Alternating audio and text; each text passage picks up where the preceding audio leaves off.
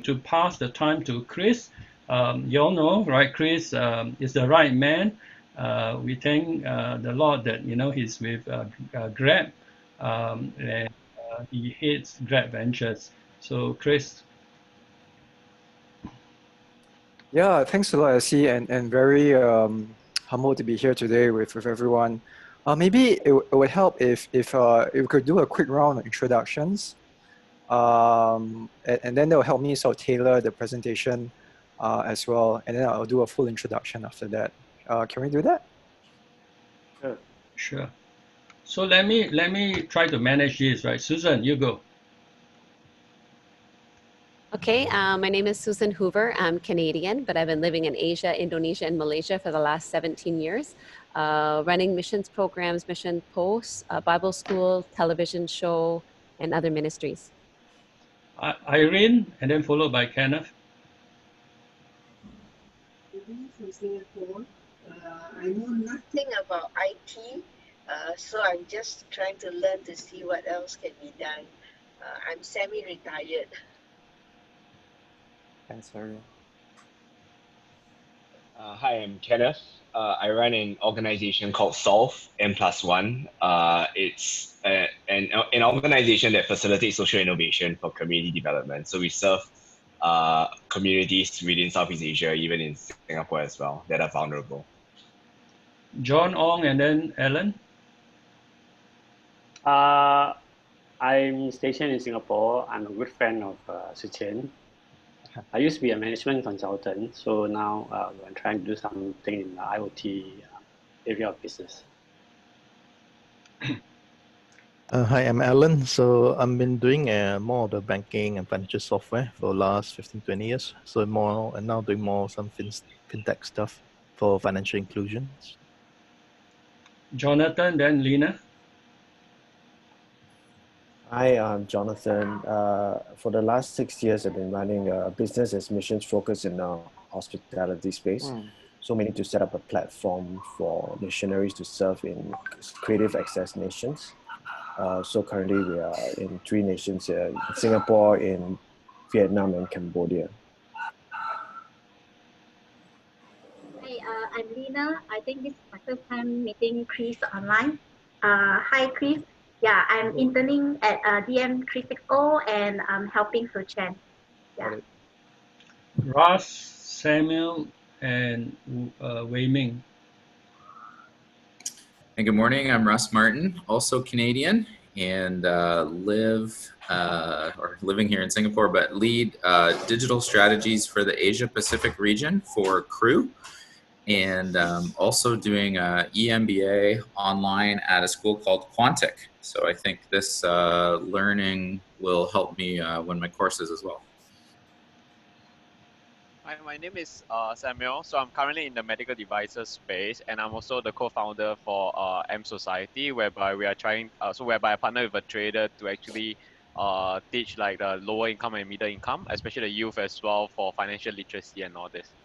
And I'm also helping Dawn with Bakambang Rice, which we are trying to help with the refugees in Indonesia. Thank you.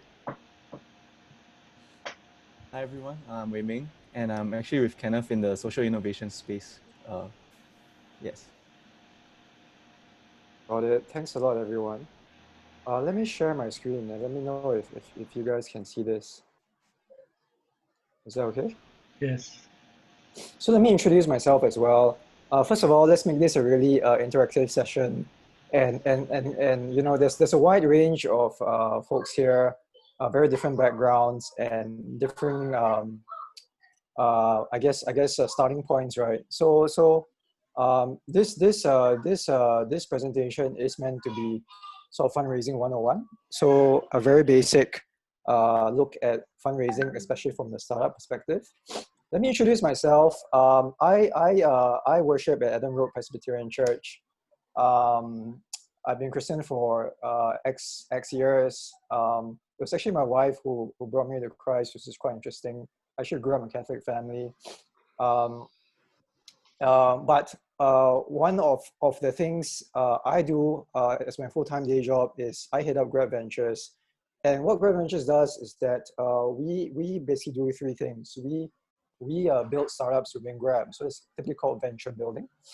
And some of these startups, we fund it internally. Some of them we do external fundraising.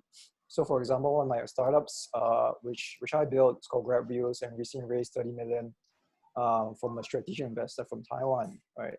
The other thing we do is to do venture investments. So we take minority stakes in startups, and these are typically Series A plus companies. Example of that is a deal which we publicly announced. It's with Happy Fresh, a grocery delivery player. The other thing which we do is I also run venture programs or accelerator programs. Currently, we're running 2 programs in parallel. We've got an accelerator program in Vietnam called Grab Ventures Ignite. That's the one you see here. And we've got one going on in Indonesia called Grab Ventures Velocity. So those are the 3 things that we do, my team does for Grab Ventures.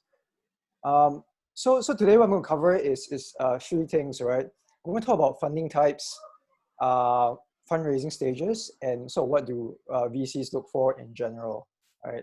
So just these 3 basic topics. And then I hope to have Q&A throughout this session as well. So very simple, right? Funding types, I think we start with, it really depends, first of all, are you a non-profit or for-profit entity, in your mission and vision related to that. So non-profits, of course, there are different entity structures. You've got societies, charitable trusts, and companies limited by guarantees, and each of them have their nuances. And I'm sure like most of you are quite familiar with this, probably more so than me for a non-profit space. For-profits, you've got limited liability companies, partnerships, and sole proprietors, right? So basically these are the different types of entities. And why this is important for fundraising is because the type of funding you can take really depends on whether you're non-profit and for-profit, right? So of course, very broadly speaking, non-profits, typically you think of charities, donations, philanthropy, charitable giving, right? Whereas for profits, then you have a range of private funding, typically in form of debt or equity instruments to sort of fund your entity.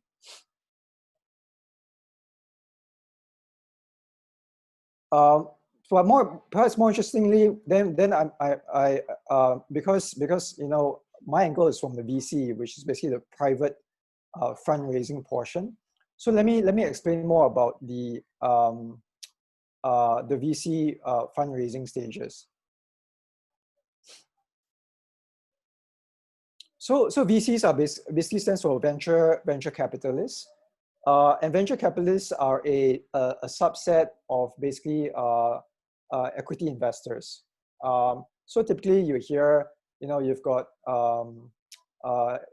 investors who may invest in the public stock market, public equities, and those are typically large funds. Your unit trusts, those are run by those fund managers who invest money on behalf of their clients. You've got private equity players typically who invest then their monies in more unlisted or privately held companies that are not listed on stock exchanges yet. And then a subset of that is basically venture capitalists. What differentiates venture capital investments from the other type of investors is that they tend to focus on very, very early stage companies, so startups in general. So not even companies that just started or have been around for a couple of years. And what you see on this side is typically how they think about the type of companies in the early stage, right? So even early stage, it's broken up into many different stages. So on the extreme left, you've got your pre-seed stage, and these are really companies that have just started. You've got idea, or your idea is 6 months old. And then it could be that your idea, you've got just a business plan, right? So you're basically pre-product or minimum viable product, MVP. And normally at this stage, the funding comes from family and friends, or your own personal money, your own savings, or crowdfunding, or grants, right, which you may get from, let's say, government and so on. So this pre-seed stage. Then normally after that, once you've got your product out, then normally you go to the seed stage of funding. And that's where you've got idea, hypothesis, and you're testing out your product with actual customers. And that's where you've got actual customers already, right? And then after that, once you've got some traction in your business, you have customers, you're generating some traction in your business, then you go to Series A, right? And then it goes to Series A, B, and C, and then it goes on and on, A, B, C, D, E, F, G. It depends on really on just how you just want to stage each round of your fundraising. So the only difference between these alphabets, Series A, B, C, D, and E, is really it's kind of like education in some sense, right? Primary school, secondary school, JC, university in some sense. So these are like sort of buckets of stages of development for the startup. So normally when VCs talk about themselves, they will say like, I focus on seed stage and Series A companies, which means that they really focus on early stage, very early stage companies. Other VCs may say, I focus on growth or late stage companies. And normally that's Series B plus and above. So for example, Grab Ventures is a growth stage VC, and we focus on Series B plus or A plus companies.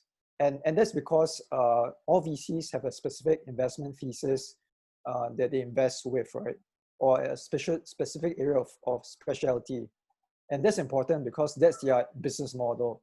So VCs also have their own business model, their own area of expertise, because they also need to make money. And that's why they focus on very specific stages of startups. Let me pause here to see if there are any questions about the funding stages.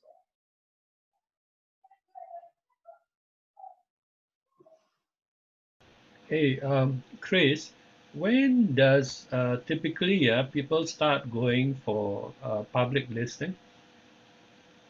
At which stage? Well, some is never, right? But it tends to be growth stage, so B or C. It really depends on the company. There's no fixed fixed rule where like at Series C you're expected to go IPO next. I think when companies typically IPO is more dependent on their industry or their business they are in. So for example, in some sectors like mobile gaming, for example, the business model is quite mature. So startups have a certain trajectory there already, and they're able to IPO at a certain stage. Similarly for software as a services company, a SaaS business, those businesses have a very standard path of development. But in the newer industries, like for example, food delivery, it's still very much, so you don't really see, there's probably one or two globally, but you don't really see food delivery companies IPO yet. So that's what drives the difference typically. Thanks. Hi Chris, just a quick question though. Yeah. Like, what's the exit plan for VCs though? The exit plans is that they are capitalists, right? So the exit plan is typically they're usually okay. I mean, the exit plan is normally tied with the startup. So VCs have a very long fund life cycle. Typically, it's a 10-year life cycle. That's why it's considered an alternative risky investment for any retail investor. So normally at the end of somewhere along the 10 years, they invest in companies in years 1 to 3 to 4, and they harvest after that, right? And the way they harvest is either the startup IPOs or the startup is acquired by a different company. So those are the two typical ways in which the VCs then exit their returns. And generally in tech, the acquisition stage is more common. The other way which VCs also exit throughout the 10-year life cycle is that there's secondary sale of shares as well on the private market. So for example, this window typically opens at each funding stage. So for example, if I invest in a seed stage company, in maybe in 2 years they decide to raise Series A, and I think that, you know, for whatever reason I want to reduce my exposure to this startup, I want to exit completely, and provided there's consensus and agreement to that, then I can sell my shares on the secondary market to another investor or back to the founders. Hi, Chris. Just a question. I know you're talking Yeah. about VC here, but I'm just wondering about venture debt as well. Yeah. And for a startup, what will you consider? When should you consider VC or venture debt? Yeah, I think that question is the same as when you should consider equity versus debt. So that question it tends to be more related to your business model. So it's the same thing, right? So when you consider equity versus debt, typically debt funding is good for companies where you have hard assets to back your debt. The reason for that is that well, debt is good because the interest rates are lower, right? As in the cost to a founder is lower, right? You're paying 3%, 5%, 7% per annum, and it's fixed, right? But you don't give up your shares of the startup, right? Which is very, very important. So that's a good part. But the bad part of all that is that when things turn south, the debt holders have priority rights over your assets, right? Over the equity holders. Unless you've got cash, which is in your bank, otherwise the only way is to liquidate your assets. So typically asset-heavy companies, you know, car rental, where you own assets, right? Hard assets that have established value in the market, then you can afford to have a higher debt to equity ratio. The reverse is for equity, right? For founders, equity is great because the amount of funding you can get is typically higher. But the big trade-off for founders is that you're giving up X% of the share in the company, right? And that means that your shares are getting diluted. So it's very common for startup founders, especially for very mature startups by Series D or E, to have only a very small percent of their company, right? And that's if they raise a lot through equity funding. So venture debt is the same like VC. It can be considered at all stages of your startup life cycle. But the more important thing is to think about your business model in terms of whether debt or equity is more suitable for you.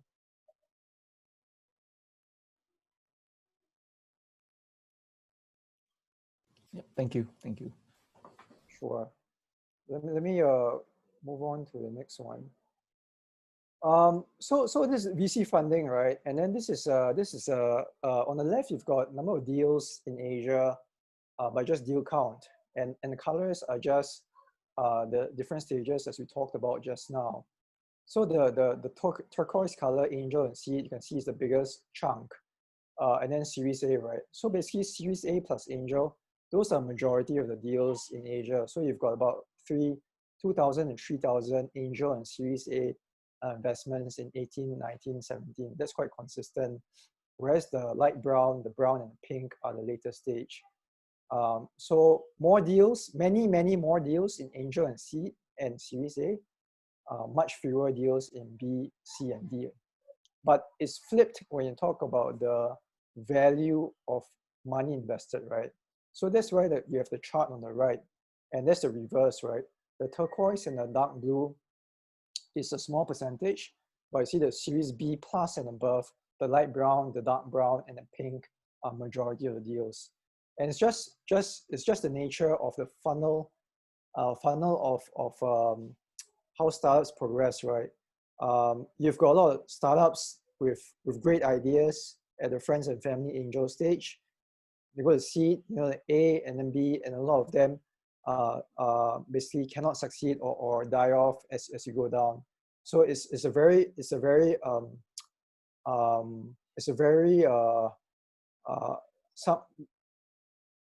market driven way view when you look at this. And it's really the best and the fittest companies which survive to the later stage fundraising.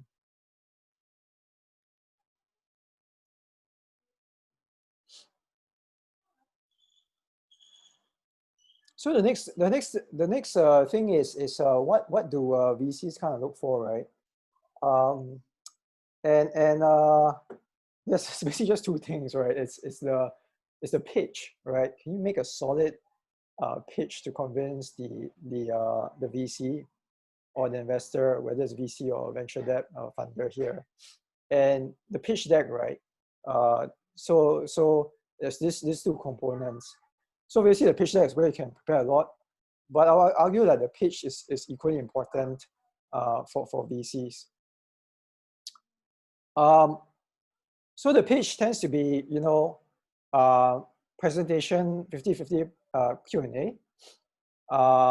And what's important is because the pitch is where the VC typically does start the diligence process with the founder. And a lot of VC says, I don't invest in the startup, I invest in the founder or the co-founders. And why is that important is because most startups will pivot a couple of times if they get to series B or C. It's just a fact of the matter. You start with an idea on a paper. Of course, if it works out very well, that's rare, but that's great. But most startups actually do have to tailor their business and their business model as they progress to see what actually works in the market.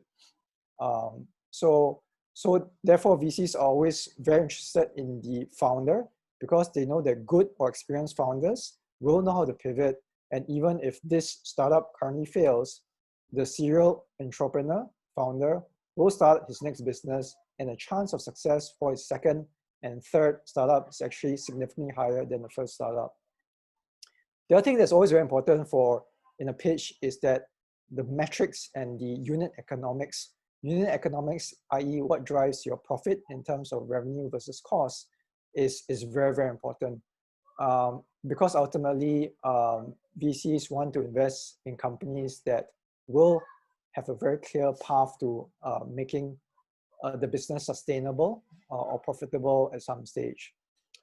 Then the other part is the pitch deck. Pitch deck is just meant to be a very crisp elaboration of your ideas, storytelling, 10 to 15 slides, and then there's also the style of how you pitch, right? Because that's very, very important.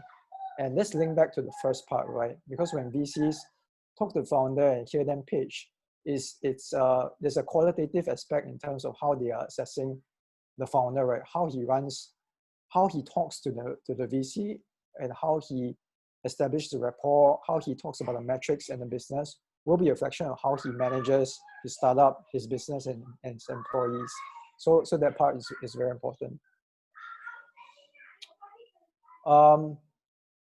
So in terms of what goes into a pitch deck, right? There's basically 10 main areas that typically we talk about. The first area is again back to the founder, right? So the first question that we ask, like, does this founder is this the right founder, the right expertise? But more importantly, does he also have the right team, right? Second of all is what's the problem that they're trying to solve, right? And that leads to what's the opportunity that we're talking about here. The third point is TAM, right? So TAM is total addressable market. How big is this opportunity? Normally that's expressed in a dollar value.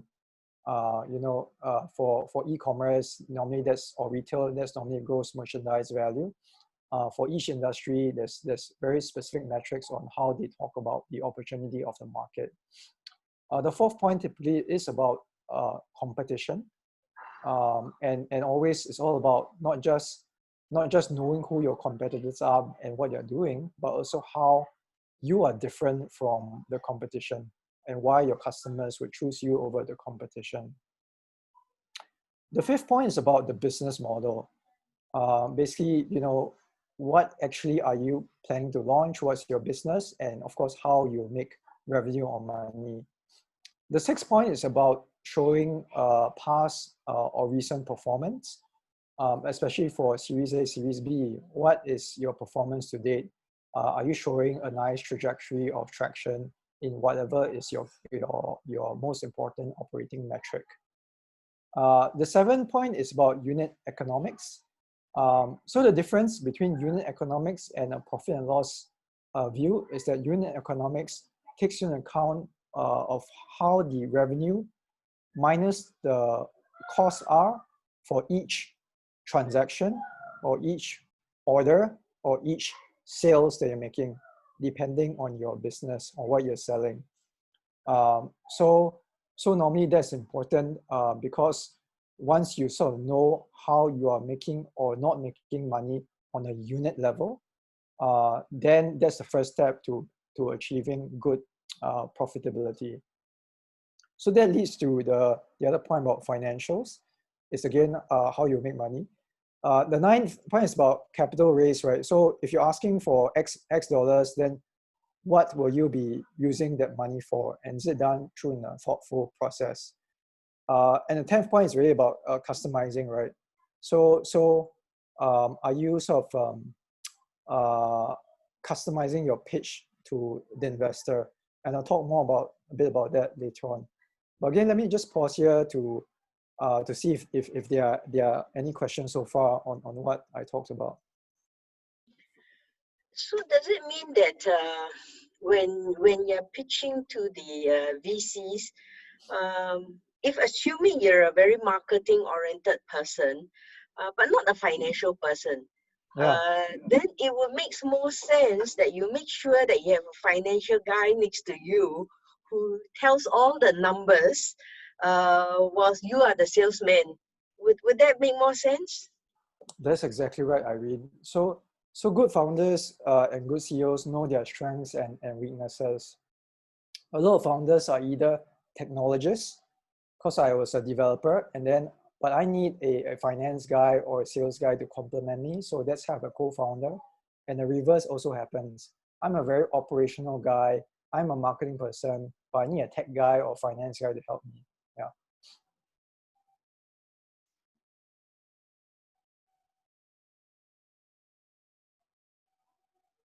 Other questions? Chris, just one question, right? You spoke about TAM, right? And I know TAM is really quite a rough estimate, right? So for TAM, like for example, definitely we'll reference some data and all this kind of stuff. But do you take it with what kind of approach do you take it with when let's say the founders present to you about the TAM? Yeah, so there's a lot of literature on this as well. So the important point about TAM is that this concept of TAM is talking about the potential of your business. So it can be super big. So you may say like, oh, I'm doing a startup that maybe addresses financial services, and the TAM for financial services is like X trillion or X billion. And that may be true factually, but then that's where you've got other metrics that help you sort of sharpen that, right? So below that, of course, then you've got other metrics like service addressable market, SAM. I think what's important about this point for the VC is that, one, they want to know that you're addressing a problem that's big enough, and you sort of know the size of the problem, because VCs the way VCs succeed is that out of the 20 or 30 startups they invest in, 1 or 2 will make it really big. That drives 80% to 90% of their returns, to be frank. And then a couple more just make it and do well, but a fair proportion of them also don't succeed. So therefore, the concept of your business being able to scale large enough is what they're looking for when you talk about TAM. But the flip side is that they also, like if you say my TAM is 500 billion, then of course, what are you trying to say, right? You're saying like, I'm going to build my expectations be like beat Amazon, right? If you come up with a figure like that. You also need to be very specific about what you're addressing in terms of your product, your focus customers, and what's the market potential of that. It needs to be also big enough. Thank you. Sure. Other Chris, questions? Yeah, this Alan here. Can you just share briefly also with us on the various way, like in early stage, how do you do valuations of the different type of business, like SaaS business and book to value, all those stuff, right? Because this is what, or EPS, whatever. Yeah. So valuation, yeah, it's a it's a science and art, right? Especially for earlier stage. No, to be frank, like especially for how do you value a company that's on paper, that's pre-product, right? That's the angel and normally the pre-seed and to a certain extent the seed stage companies where valuation is really a paper exercise to some extent. And then when you go to later stage, then the valuation has more basis and it's quite the usual methods. But in general, how VCs value startups is quite typical, right? One is the multiples method, right? Multiples method, i.e. Normally because startups are not making profits, not making earnings, so they don't use the PE ratio, which is what you see for, like for stock market. So normally it's a price to sales ratio, price to revenue. But then this one also depends on the business, right? So for let's say e-commerce, right, which again is a very established tech and startup, normally then they have a price to GMV ratio, right? The price to GMV, which is the value of all goods transacted through their platform, right? And then, or if not, then it's normally a revenue line, right? So then you talk about price to revenue ratio. And then this multiple then really then depends on the category, right? So there's a certain price to GMV ratio for e-commerce. Then if you're in other types of industries, there's a certain type of price to revenue ratio. The other typical method, sorry, just to backtrack, then again, it depends on the category as well. So for example, for social companies, normally they also look at the number of customers you have, and they assign a dollar value to each acquired customer. So it's a price to your customer base ratio as well, right? So basically, there's a method one is basically on a multiples method, and what is the denominator depends on the category. The second method for a bit more mature companies where you can sort of do a standard method of valuation is the second method of valuation. Then of course it goes back to sort of NPV, right, with the terminal value. It's basically projecting out your business and cash flows to 5, 7, or 8 years, and then assigning a terminal value at the end, and then having the view of the NPV of that, right? So normally what VCs will do is they'll use a couple of different ways in which they look at this, right? Multiples plus they may do an NPV, and they'll also do a fact check of the previous deals in your sector that's happened before. What was the multiple applied in terms of valuation? So basically these two big buckets. I would say in general, the first one, the multiples method tends to be more widely adopted in terms of VCs. Okay, thank you. Sure. Just, I don't know, is it too far-fetched? Remember, there's the org.domain that now people are taking over and trying to flip it for $1 billion. So yeah, you spend a minute to explain it, because to me, I still can't get my head around that as well. You mean like cyber squatters? No, I think there's a social and there's a non-profit organization that own all the .org domain, and they give it free, all the domains to different non-profit domain, right? But now someone's taking over. They try and sell this registry of .org, and they're going to sell for $1 billion, and that become a big issue now, because that means whoever buy it going to start charging domains for these non-profits organizations. So I don't know how they really get this valuation of $1 billion. and no Right, one saw right. it coming. But I think it's a bit too far-fetched. You can just ignore it. Yeah. No, but that's a side topic, but it comes out a lot for startups when you're trying to register and search for a domain name. You know, chances are it has been taken up by someone who is totally not related to that business, and those are cyber squatters. And then there's normally a legal process to try to get back, or or it's off the table, right? Then they may ask for something to get your domain name. Let me go through the next couple of slides. Talk about common mistakes and best practices for the 10 points that was on the previous slide. So the first one is the team, right? So I think the common mistake here is it's not just having the world's best pitch deck. It's equally, if not important, to really prep the people, the founder or the co-founder, or maybe your CFO or whatever, to do the pitch and make sure they've got the right team there, right?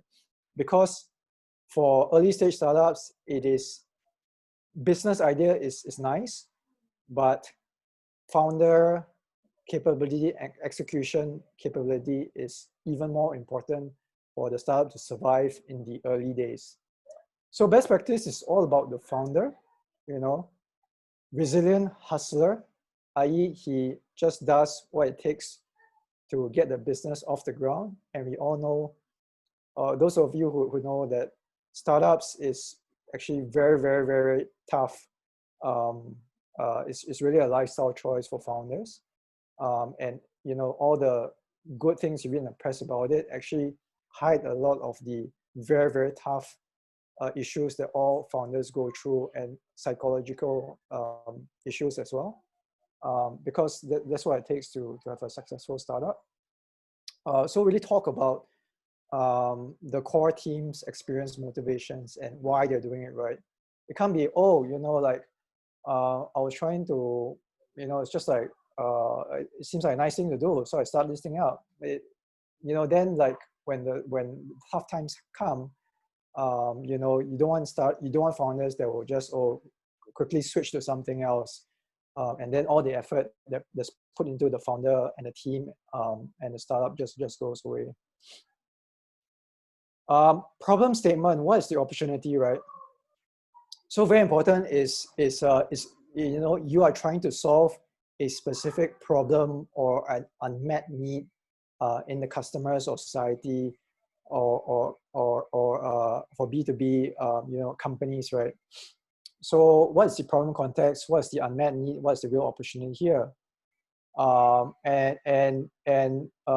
What's typically convincing is founders who have experienced this real hand, like, this is what I saw or experienced, and therefore this is why I'm doing this, right? So show why this is an unsolved problem for real customers. So the other thing which is important is that to have some sort of domain expertise is quite important. So for example, there are certain things which certain domain expertise which I know nothing about, right? I know nothing about manufacturing, printing, oil and gas, or things like that, right? Then it can't be like, tomorrow then I'm doing a startup that focuses on that business, right? A SaaS solution, a software solution that focuses on that industry where I really don't have any expertise in my team to sort of solve that. How big is the opportunity? So TAM. So common mistake is, being too prescriptive. So like, if you say 29.846 billion, that is not realistic because it seems way too precise, right? Pure top down is also a bit unrealistic. Or weak sources, example, or just quotes from a media article means that you haven't done through the thinking of really what is the TAM. So I think, so for example, e-commerce is a typical one, right? E-commerce of each country, you can typically find it by Google searching it. Singapore maybe 3 to 5 billion or something like that. And then you just plug that and put 3 to 5 billion is my TAM, right? That's okay, but But then it goes back to the point raised just now, like, are you sure that you can really address 3 to 5 billion of this market? Or what you're saying is that I can address a specific segment of it. I'm addressing the electronics category, I'm addressing the fashion category, or I'm addressing, you know, the direct retailers versus a marketplace model. And for that, that market is a bit smaller, right? So to show through that you've really thought through what's the opportunity. Best practice, show that you understand the market, triangulate multiple calculations, back up your you know, with benchmarks with other markets. For those more mature companies, you can validate your TAM with early traction to see if you're on track to sort of achieve the you know, the percent penetration of the TAM that you sort of forecast against. And the last point is, you know, avoid false position, right? If really, you know, it's not 29.846, but it's big enough, it's like 30, 35 billion, and that's what kind of what I think it is. That's fine, put a range there. Competition, how are you differentiated? So there are a lot of frameworks of competition, I think that's where, like, you know, it's okay to use frameworks, but I think VCs, especially VCs who are operators, they also know like frameworks only get you so far, and ultimately it's about execution and being realistic, right? So a common framework for competition is, you know, you've got various 2x2s in the market, and then normally, you know, people will say, oh, like, show yourself on the upper right, you're always absolutely the best, but you know, that's typically quite unrealistic, right? So are you always really the best against established solid competition who have raised, you know, multiple rounds before you, right? So be very realistic about competition, where you're okay at, where you're weak at, but what's the 1 or 2 areas where you're really trying to outperform and focus your attention on, right? So best practice is identify tangible points of outperformance. And best still, if your customers say that, yeah, this is really, your company really is great at customer service, much better than what I've experienced so far. And that's backed by customer feedback, customer surveys, you know, NPS. That's great stuff from the customer. And then competitive advantage, differentiation, ideally is sustainable, not something that, you know, tomorrow a exact competitor can just copy you. So IP is sustainable, cost base is sustainable advantage, but normally if you're saying I'm competing only on price, you know, I am 20% cheaper than, you know, my competitor. So then the question will be, how can you charge 20% cheaper when the market rate is 20% higher than you, right? And if your answer is that I'm just giving out discounts, then that is not a sustainable cost advantage. So where advantages come from is important. Is, for example, CAC is a term that's typically used as customer acquisition cost, especially for customer-facing companies. The cost to acquire a customer is typically one of the biggest cost items in a P&L. So do you have a advantage way to sort of acquire customers to get early traction? Is it through technology? Is it through specific partnerships which allow you to have a lower customer acquisition cost, right? Or other main line items for a cost basis. So again, maybe if you're in logistics and you need to deliver some stuff, like are your logistics and fulfillment costs somehow lower? So on and so forth, right? So where are the advantages coming from? So business model. So basically, how is the business run? How will you scale up? Common mistake is just assume, you know, I just need to acquire customers and that's it, right? Then my business will take care of itself.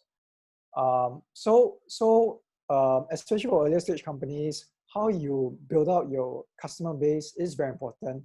Whether it is you're addressing consumers, users, or your customers are businesses or organizations. So how are you thoughtfully and effectively acquiring customers? And then what's the revenue model, right? So where's the source of revenue? So for, again, you know, software, whether it's a light SaaS model or it's a heavier like on-premise enterprise solution, all these are very typical models that exist in terms of how folks monetize or have a revenue model. So that part needs to be clear as well. Traction, right? Traction, normally shown in a graph. The common mistake is to just show like, wow, one straight line, or it's like a very nice hockey stick, right? Because in reality, that does not happen to anyone. Common mistake is only to sort of try to hide some metrics. But of course, on the flip side, don't go into too detail, right? Don't talk about, oh, this is like what my the daily operating metrics or what my call center is experiencing on a daily basis. So don't go into too much detail. Best practice is goes back to understanding your business. You need to know what are the key metrics that really drive success for your business, right? So a typical question will be the typical question of VCs will ask, like, what are your key metrics that you're looking at and how are you performing against it?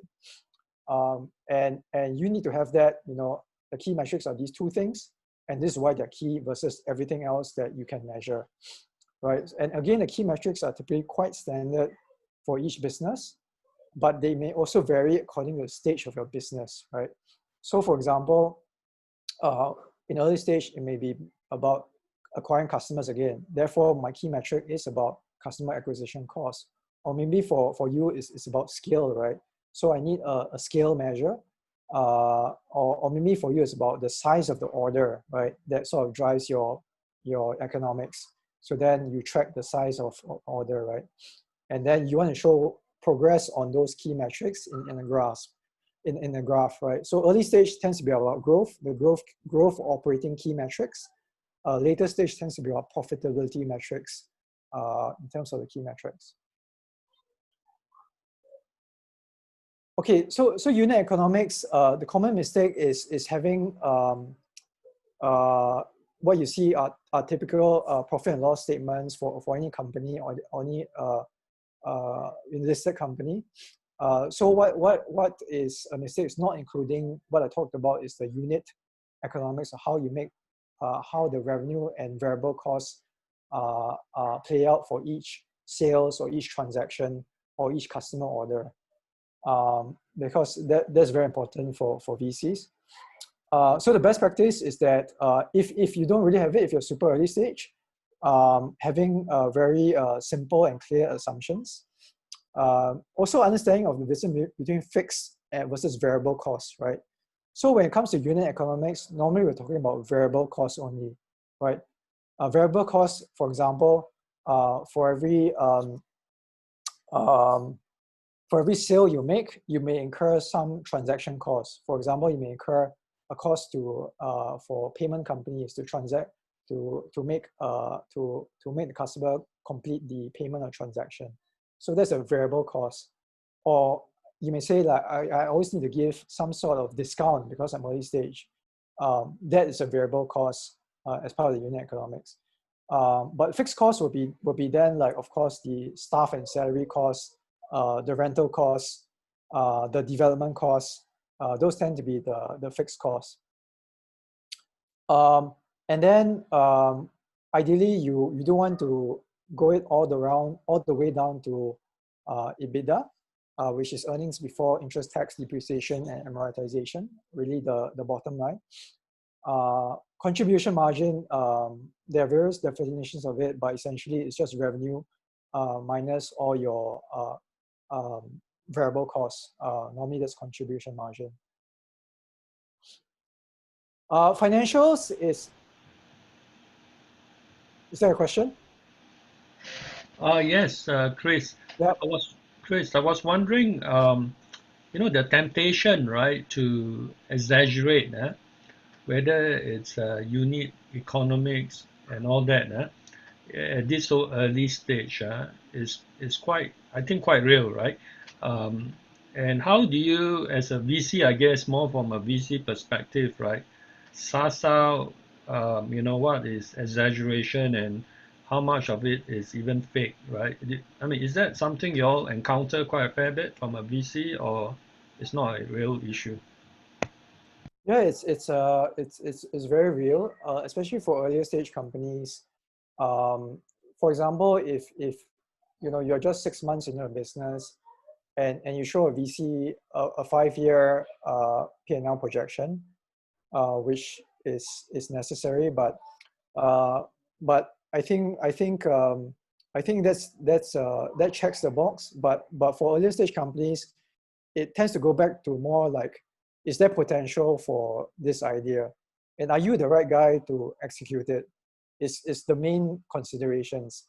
Then where the financials come in, then it's more for the VCs to think about valuation, how much you're asking for versus, you know, is this kind of, does this make sense for me in terms of valuation, the price, and what this could look like, you know, 5 to 7 years down the road. So for early stage companies, the VCs really look at, you know, do you have the right idea? Is there potential in it? And are you the right guy to execute on this idea?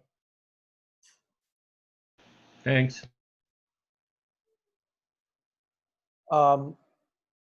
Financials, again, you know, talked a bit about this, but you know, need to include financials, especially for more mature companies. Having a P&L and knowing your financials and knowing sort of how much your cash burn is very important, because that determines, you know, how much money you need and how much money you get, how long it will last you. How are you going to use the proceeds? So there needs to be some sense of how you will grow, especially for those at A and B stage already. Then the focus more is about growth, right? Is your growth going to be more countries, more cities, different customer segments, more product lines? So that's important. So the best practice is having a clear view of, you know, where how I'm going to expand my business. If you already have existing investors, it's good to highlight that, you know, because that gives a sense of this. It has been sort of sense checked with other investors. You want to talk about your current round, right? What are you raising? How much are you raising? What is it going to be used for? Sort of what sort of valuation you're basing this amount on, and of course, is there committed interest so far in terms of by other investors? So common mistakes for the customization. I think this is also very important. Is back to the fundraising stages as well. So also know that VCs is very it's an industry where it's very specialist, right? Just like, I don't know, just like doctors or lawyers, I guess. So they're very specialist VCs, right? So if I'm a late stage investor, and you are super early stage and you approach me, it's a complete waste of everyone's time, because there's no way that I'll invest in early stage, even if I really like you and your business, because I just can't do that. So likewise, if you're in an industry which the VC does not tend to invest in, right? If I'm a VC who only does e-commerce or social businesses or software businesses, and you're not in any of that, then it's a mistake to approach the VC. Then it wastes everyone's time. So know how your startup fits with the VC's investment thesis and their portfolio. Understand what the investor looks for. The best way to talk is by talking to existing portfolio founders. And then for corporate VCs like Grab Ventures or other, most corporates do have a VC arm. Investors, be clear about what the potential synergies are with the company. Yeah. So basically this basically the content I had. So opening up for Q&A right now. Hey Chris, it's Jonathan here. Yep. Thanks so much for sharing all of this. Very useful. I guess my question is more around the values matching, because when I run a business as missions, the main goal of the business is not really profit maximization, which is what I seem to hear from, like from most VCs or investors. They are interested in that. So yeah, what do you think about this in terms of, matching values, especially like social enterprises as well? It's not really, you can, if you focus on profit maximization, maybe the social aspect and the health aspect might be affected. So yeah, what do you think about this matching of values part? I think it's very, very, very important, especially for the earlier stages. Having a VC investor taking, X%, 5, 10, 15% of your company is very, very significant. So it is like a marriage, which means that your values need to be aligned, especially for the lead investor. And that's where it's equally important for the founders to understand the financial investor. And financial the VCs, again, have a very, very broad spectrum, right? Some are very, very focused on financial returns, 110%. And it'll be very obvious once you talk to them and you see how they market or what's their website and things like that. But you've got other VCs, which explicitly say, for example, when we talk about social impact, there are very specific social impact investors from the private markets and from the NGO markets as well. Specifically for Christian faith-based investors, this space does exist globally and in Southeast Asia, although it is very, very small. And there are folks who provide equity funding like VCs, and there are a couple of outfits that provide debt funding as well for BAM. So for example, one of the VCs that's more active here is Sovereign's Capital. They actually invested in Grab and other companies that are run by Christian founders. So they are active in this region. Likewise, on the debt side, there's some organizations that do that. So my short answer is yes, it is important. Thanks, Chris.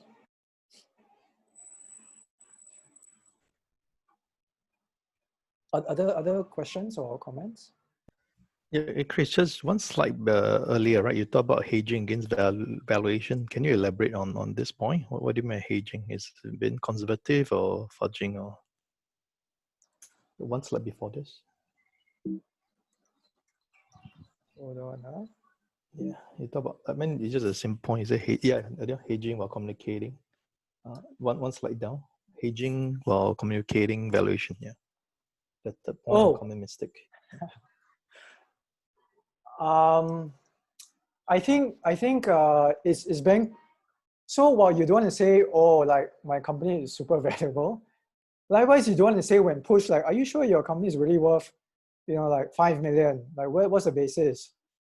Then you say, but yeah, then you back out and say, actually you're right. So it could be worth like 3 or 4 million actually if you look at it this way.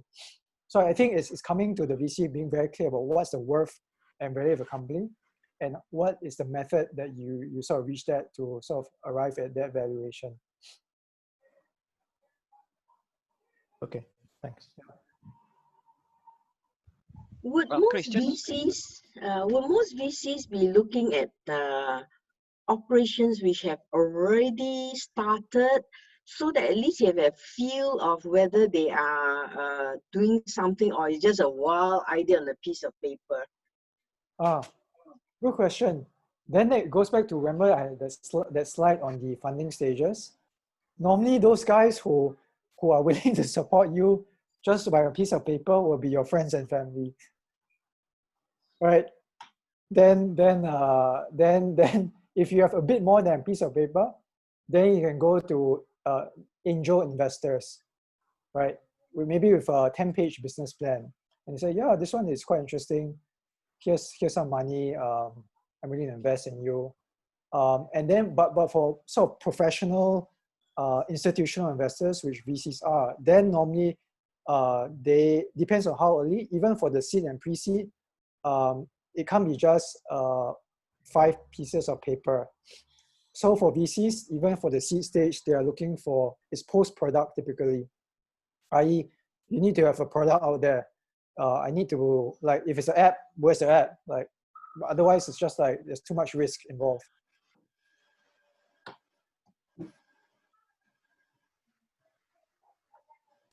Sorry, just one question. I mean, from your experience, as a Christian, does it make sense that therefore as a Christian, even if the enterprise may not be a Christian focus, my VC partners must be a Christian, or can they be just non-Christians from your own experience? I think that's a good question. I'll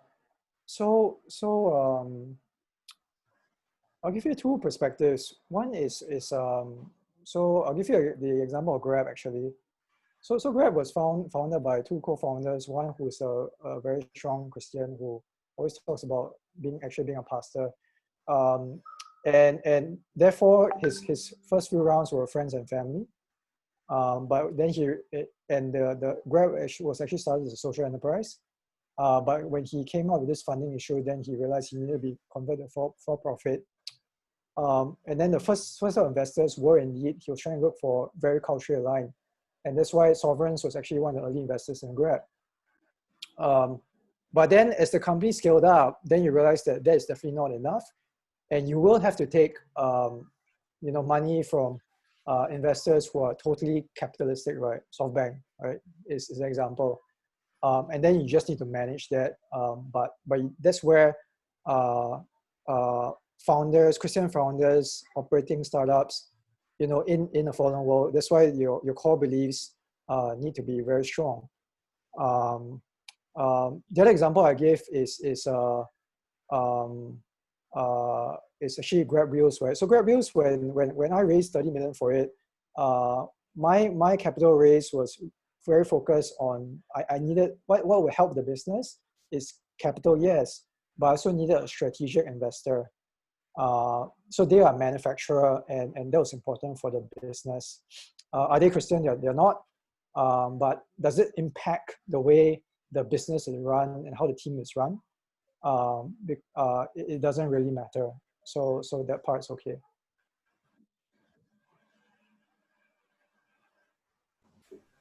Chris, just one question, right? So for every pitch, right, that the founders we have to cover.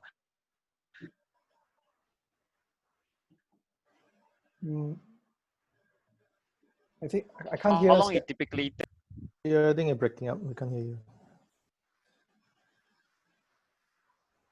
Oh, can you hear me? Can you hear me? Can you repeat the question? Yeah, Samuel, can you repeat it? Oops. Hello, can you hear me now? Yes. Yeah. Okay, good. My question is that so for all these sections that we have to cover and to go through, right? How long it typically takes for you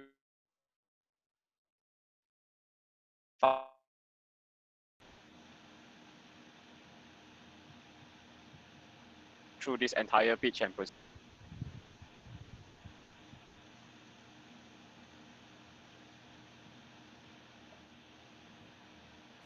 Sammy, I think your line is breaking up. Do you mind you type in the group chat and then be easier for everyone to see?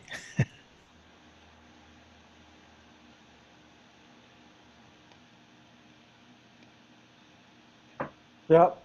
Sorry, any other questions or comments?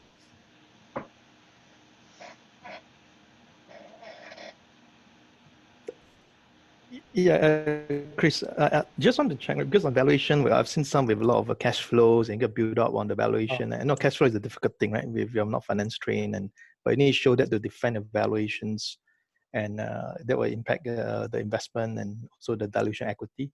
So what was the fine balance, right, between showing cash flow and really how much assumption built in there? And because a lot of key thing, right, on how the Is it going to be viral, the take up, and also the variable cost going to kept low? What's the balance that normally is good to seek?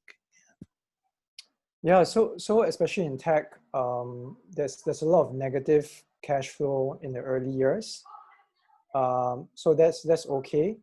But again, what's important then is to show, or let me be more specific. What's important is to know how the cash flows will improve over time, and not just make that a paper exercise. So when you ask, so when the question is asked, like, why, like, what's this nice graph, like what's driving the cash flows to improve, to break even and be positive over time, it all goes back, that's why, to the unit economics, right? If your unit economics are negative for a long time, you'll never be able to make money, and therefore your cash flows will always be severely negative.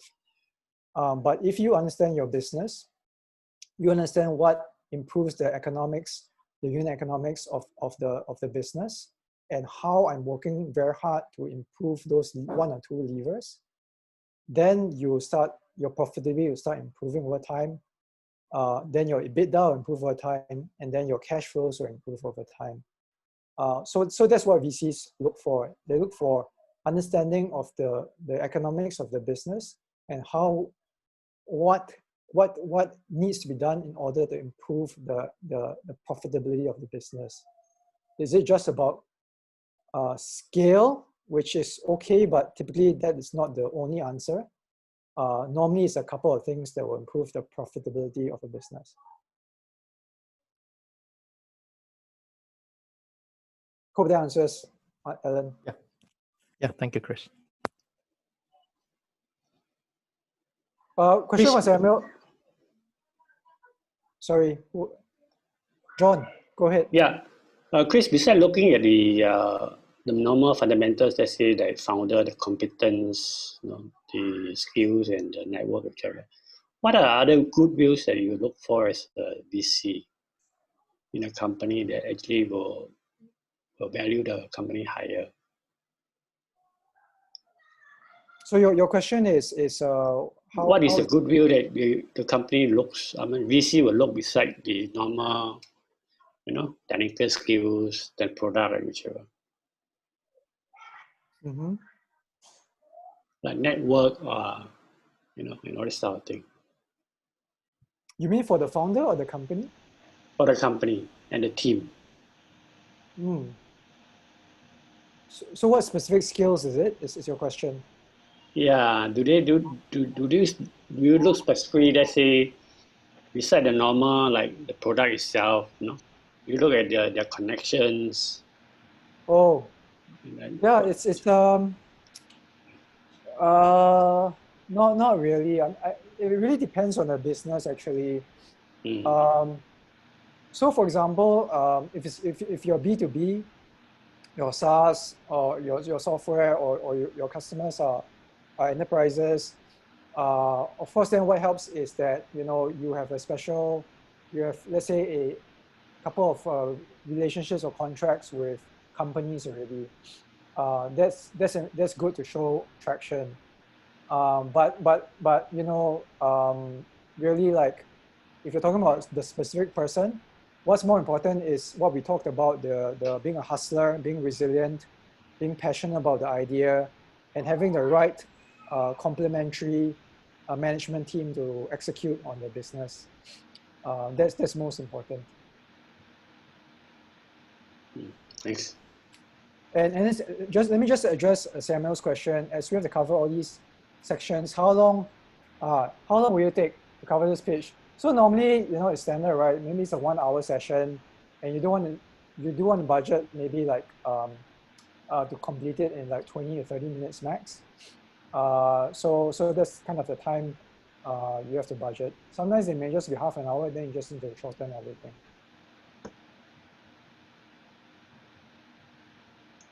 Let's take one final question and then we'll wrap it up, Chris. Yep. Hey, Chris, Jonathan here again. Can you comment around around the pitch meeting, right? What's supposed to happen? Like, for example, Like when you share a pitch deck, do you share it under NDA, for example? And then like follow-ups, like I presume this is just the first meeting, so the VC might want to do some deep dives into specific parts. So usually how does that happen, and how long would that take, you think? Yeah, that's a good question. So practically what happens, right? So I think practically for founders, what you do is first develop a long list and short list of target VCs or investors. And then for your target short list, think about your entry point for contacting them. So a warm lead is always much better than a cold lead. So think about how you're going to get the warm lead. Once you get the warm lead, first contact, normally it's very useful to intro the business plus have a teaser, like a 2 or 3 or 4 pager or 1 pager. This is how much I'm raising, and this is the idea, right?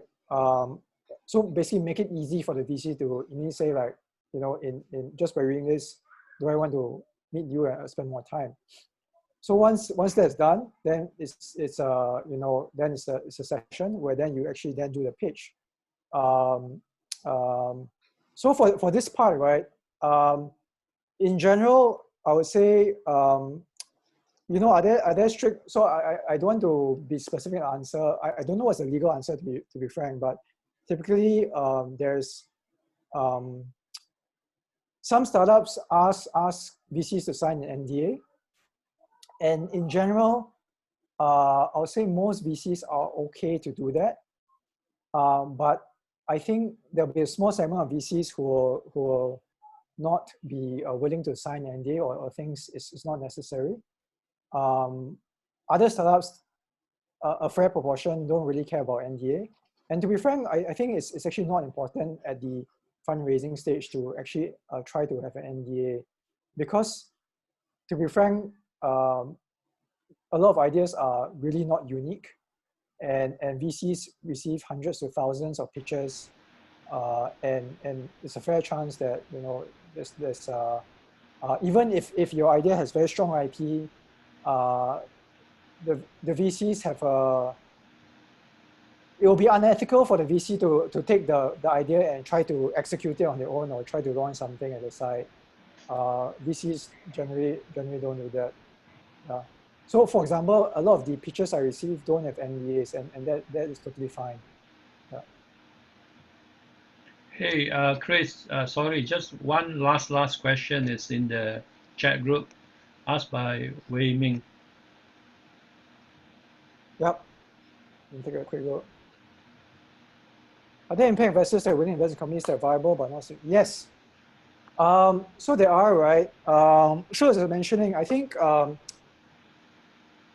social impact funding is a sector of investment that's matured over the past 8 to 10 years. 8 to 10 years ago, a lot of people were very interested in double or triple bottom line. You may have heard that concept.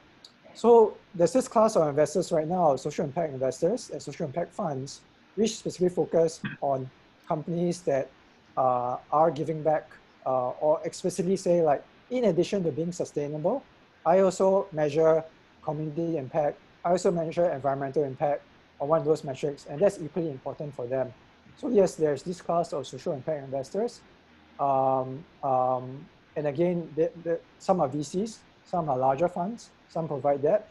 So definitely there's a viable area for funding for those of you who are operating in that space.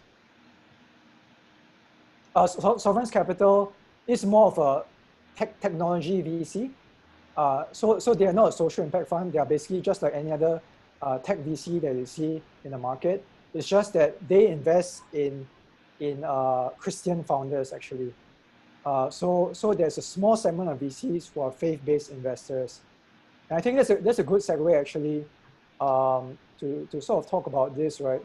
So one of the things that actually with Resi that we're trying to do is we're trying to launch a fund that's basically a faith-based VC fund. And this fund will really focus on seed and pre-seed stage companies who are operating in this space.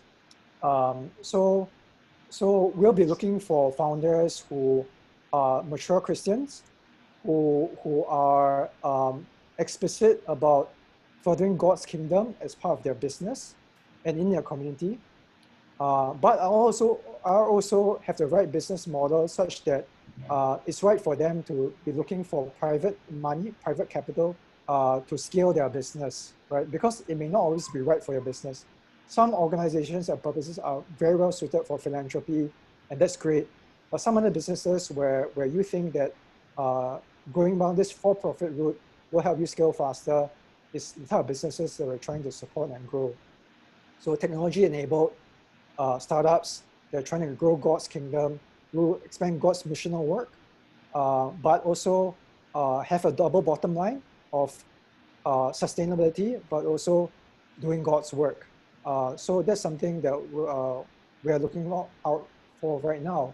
So if you or any of your friends think you might be suitable, we'll be happy to hear from you, SC, myself, or actually Alan, who is also helping out on this. Yeah, just to add, right? Our tagline, right, is missional capital for mission-driven startups. So Chris and I and others felt that right, there's a niche, right, of bringing wealthier, right, Christian investors to invest in Christian startups.